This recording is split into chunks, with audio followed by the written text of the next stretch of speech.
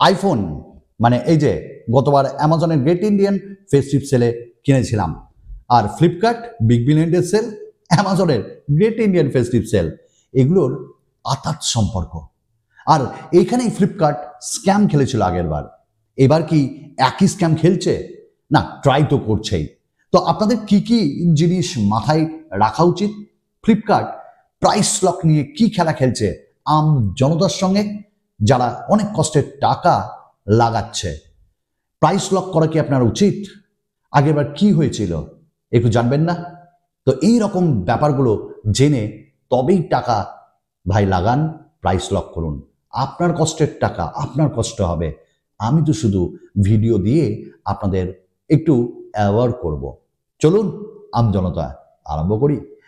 আমি গতকাল যখন এই অ্যাপেলের আইফোন 13 ফোনটা কিনেছিলাম না অ্যামাজনের গ্রেট ইন্ডিয়ান ফেস্টিভ সেলে, তখন কিন্তু কোনো মানে ওই প্রাইস লক টক ছিল না। না, ফ্লিপকার্টে ছিল, বাট অ্যামাজনে ছিল না।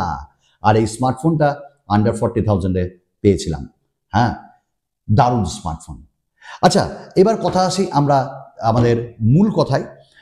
তার আগে আপনাদের সঙ্গে শেয়ার করি, গতকাল আমরা ভিডিও দিয়েছি ইনফিনিক্সের 040, যেটা রিসেন্টলি লঞ্চ করলো, একটা দারুণ আল্ট্রা লেভেলের গেমিং অ্যান্ড ক্যামেরা স্মার্টফোন, একটু দেখেন।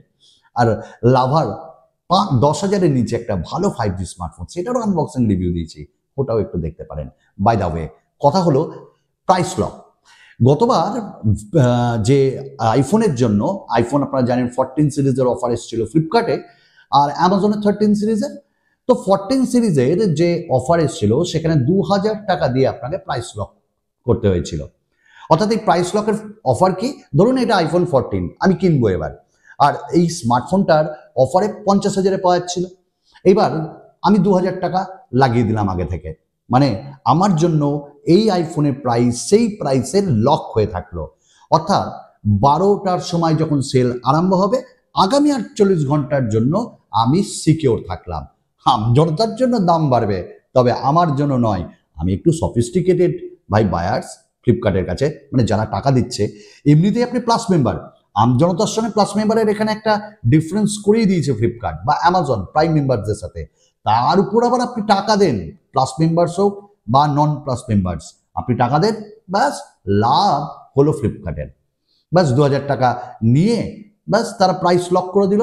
আরে ওরা খেলবে এবার সেইটাকে নিয়ে, কারণ এরকম তো অনেকেই আছে যারা ক্যান্সেল করে দিবে, নিব না, মন চেঞ্জ হয়ে গেল, বা আমি যে দামে মনে করেছিলাম আইফোন আসবে সেই দামে আইফোন এলো না। খেলা আছে গুরু, লাভ তো আছেই, তবেই তো এত বড় সেট আপ নিয়ে বসেছে তারা।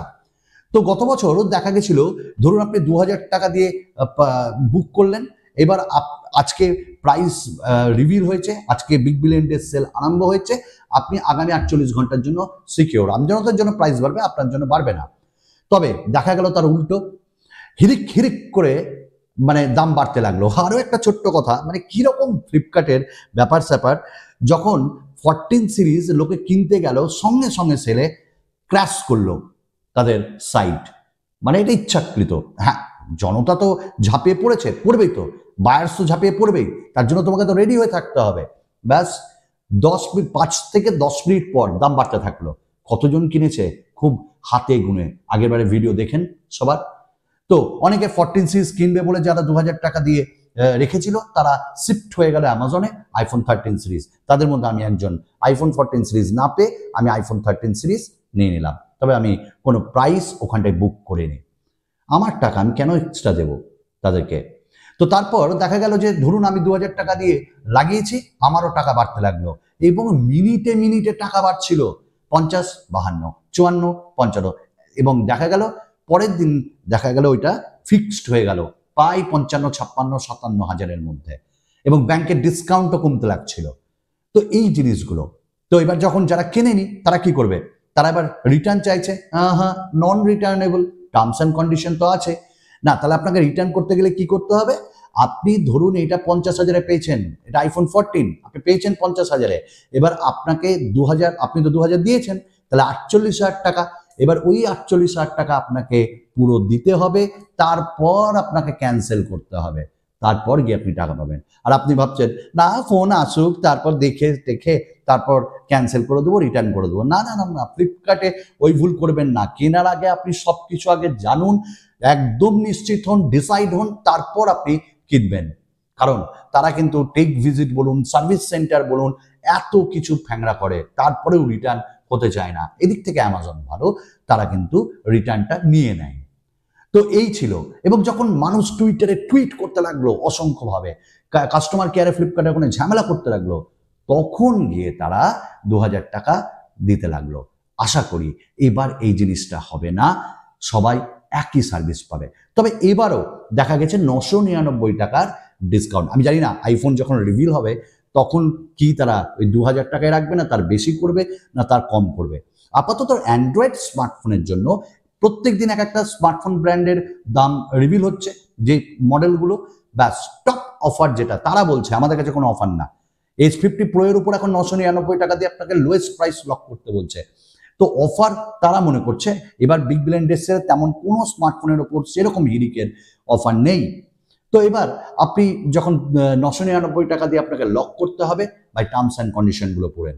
কারণ ওই 999 টাকা আপনি রিটার্ন পাবেন না যতক্ষণ না পুরো পেমেন্ট করছেন, তারপর আপনার অর্ডার প্লেসড হলো, তারপর ক্যান্সেল করবেন, তারপরে গিয়ে আপনার টাকা পাবেন।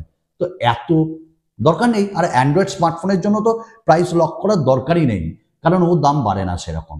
হ্যাঁ, এটা ঠিক, আজকে প্লাস মেম্বার্সের জন্য যে প্রাইস থাকবে আগামীকাল আমজনতার জন্য সেটা থাকবে না, ইভেন প্রাইম মেম্বার্সের জন্য তাই।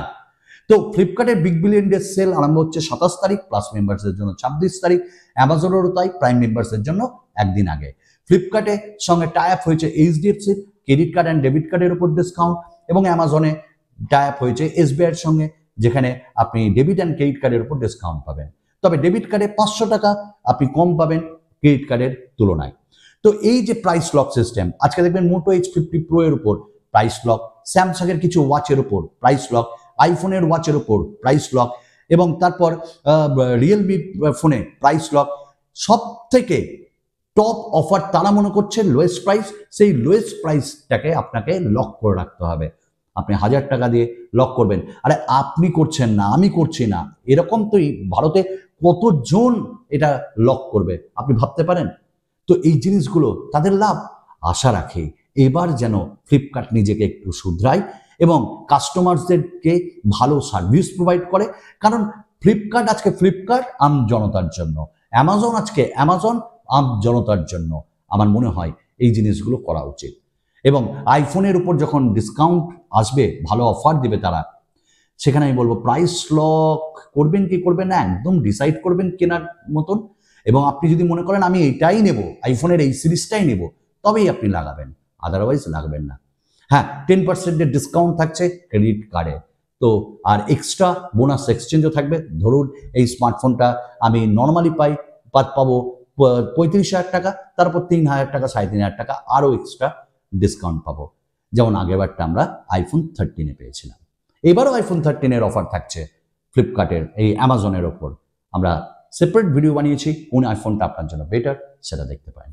চলুন আরও একটা নতুন ভিডিওতে আপনাদের সঙ্গে দেখা হবে। বিদায়।